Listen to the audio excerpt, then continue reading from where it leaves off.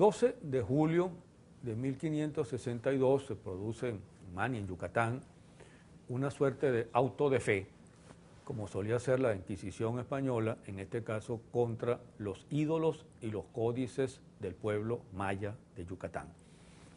El autor de este auto de fe, de esta quema de ídolos y de esta destrucción criminal de códices, todos los códices de la cultura maya,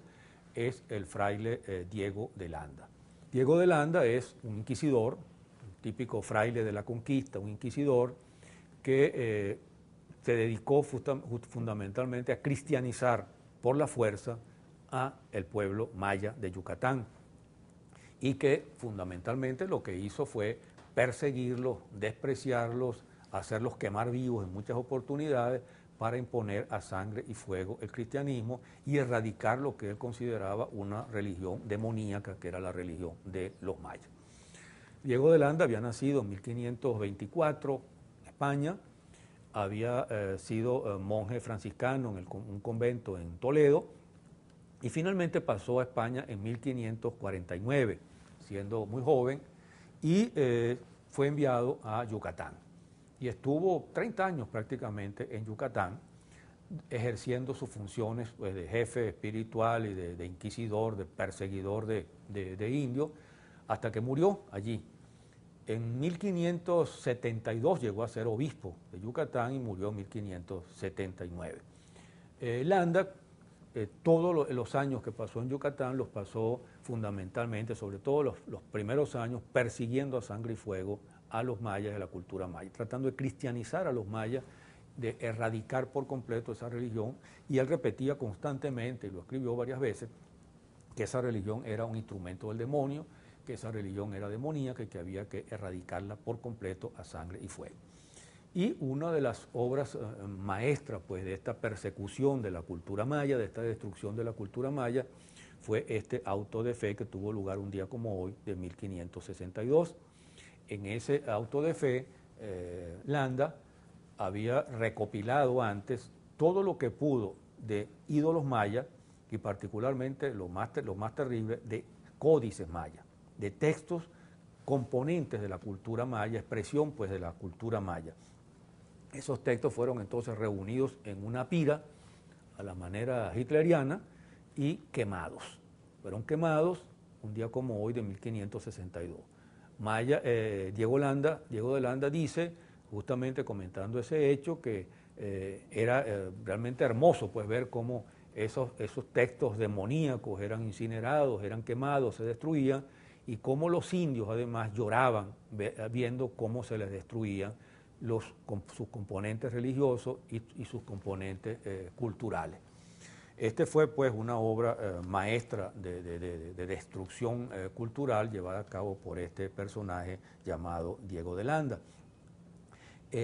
La actitud asumida por Landa de represión, de destrucción de esta riqueza cultural y su conducta con relación a los indígenas, llegó incluso a suscitar resistencias y protestas entre los propios españoles contemporáneos.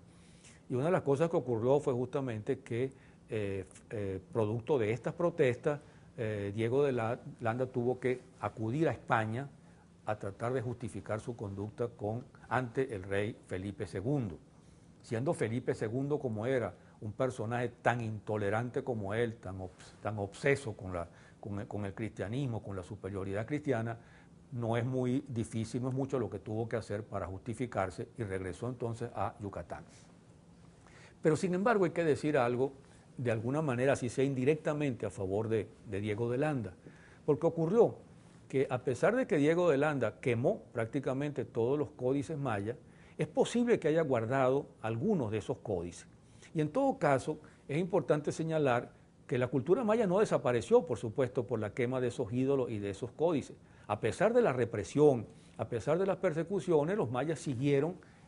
fabricando ídolos, realizando sus rituales escondidos, corriendo riesgo de su vida, y probablemente ahora que podían utilizar con más facilidad pues, la escritura, elaborando nuevos códices. Y entonces parece que Diego de Landa reunió algunos de esos códices más adelante, en los años siguientes, y esta vez no los reunió para quemarlos, sino que los reunió para estudiarlos. Aparte de que él había, de alguna forma, examinado, leído los códices quemados. Esto le permitió a Diego de Landa, unos años después, en 1566, publicar un trabajo, un libro, que se llama Relación de las Cosas de Yucatán.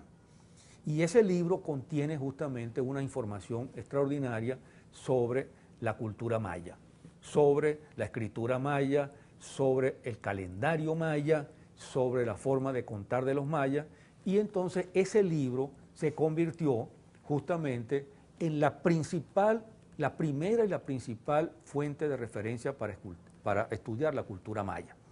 Uno no sabe realmente si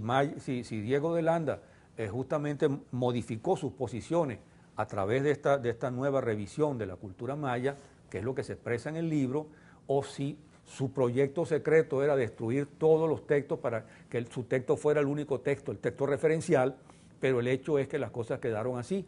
Todos los estudios de la cultura maya que se han hecho a partir de entonces, y sobre todo que se hicieron en el siglo XIX, todos han tenido que partir del examen y el estudio de este texto importante, fundamental, que es la Relación de las Cosas de Yucatán, obra de este inquisidor, quemador de ídolos, quemador de códices y quemador de indígenas, que fue el fraile franciscano Diego de Landa, inquisidor de Yucatán, primer obispo de Yucatán y autor de esta famosa Relación de las Cosas de Yucatán.